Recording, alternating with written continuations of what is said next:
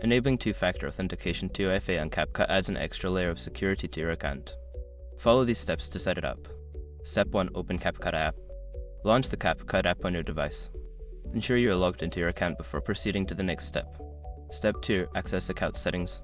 Navigate to your profile by tapping on the profile icon, usually located in the bottom right corner. From there, look for the settings option, often represented by a gear icon. Step 3. Find security settings.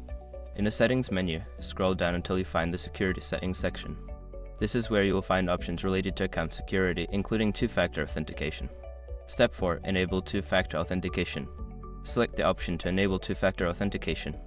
You may be prompted to choose your preferred method for receiving authentication codes, such as SMS or an authentication app. Step 5. Verify your method. Follow the prompts to verify your chosen method. This may involve entering a code sent to your phone or generated by an app. Once verified, your two-factor authentication will be active. By following these steps, you can successfully enhance the security of your CapCut account with two-factor authentication. Remember to keep your authentication method secure to maintain your account safety.